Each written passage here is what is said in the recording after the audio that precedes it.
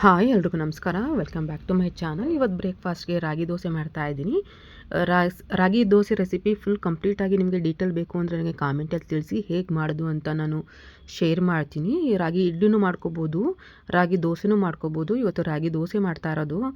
ನಿಮಗೆ ರಾಗಿ ಇಡ್ಲಿ ರೆಸಿಪಿ ಮತ್ತು ರಾಗಿ ದೋಸೆ ರೆಸಿಪಿ ಏನಾದರೂ ಬೇಕು ಅಂದರೆ ನನಗೆ ಕಾಮೆಂಟಲ್ಲಿ ತಿಳಿಸೋದನ್ನು ಮಾತ್ರ ಮರಿಬೇಡಿ.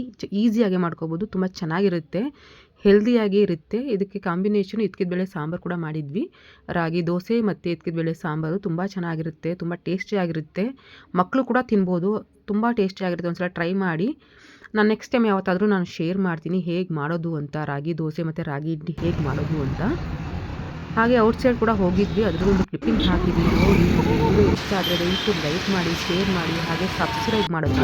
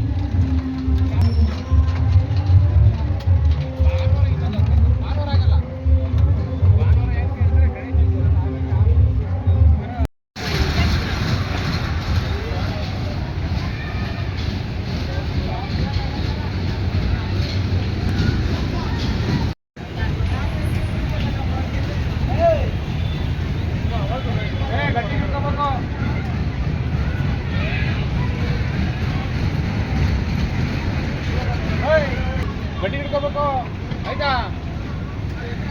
ಇಲ್ಲಾಂದ್ರೆ ಅವ್ರು ಹಿಡ್ಕೊಂಡಿರ್ತಾರೆ, ನಿನ್ನ ಜಾತ್ರೆ ತರಿಸ್ಕೊಬಿಡ್ತಾರೆ.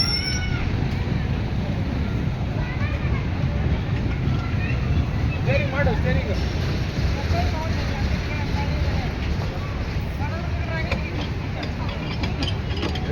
ಅಲ್ಲೋಡ ಮುಂದೆ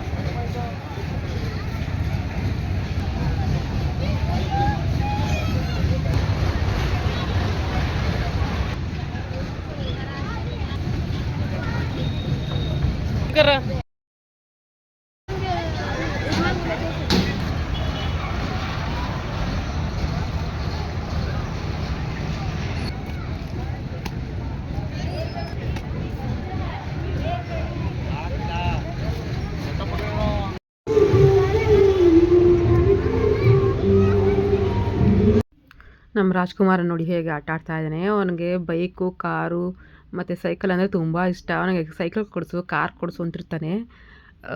ಆಟ ಆಡ್ಕೊಂಡು ಕೂತಿದ್ದಾನೆ. ಅವ್ನಿಗೆ ಔಟ್ಸೈಡ್ ಯಾರಾದರೂ ಹೋದರೆ ಸಾಕು, ತುಂಬ ಖುಷಿಯಾಗಿ ಎಂಜಾಯ್ ಮಾಡ್ತಾನೆ. ನೋಡಿ ಅವನಿಗೆ ಎಷ್ಟು ಚೆನ್ನಾಗಿ ಎಂಜಾಯ್ ಮಾಡ್ಕೊಂಡು ಕೂತಿದ್ದಾನೆ ಅಂತ ಮಕ್ಕಳ ಜೊತೆ. ನಿಮಗೆ ಈ ವಿಡಿಯೋ ಇಷ್ಟ ಆದರೆ ದಯವಿಟ್ಟು ಲೈಕ್ ಮಾಡೋದನ್ನು ಮಾತ್ರ ಮರಿಬೇಡಿ.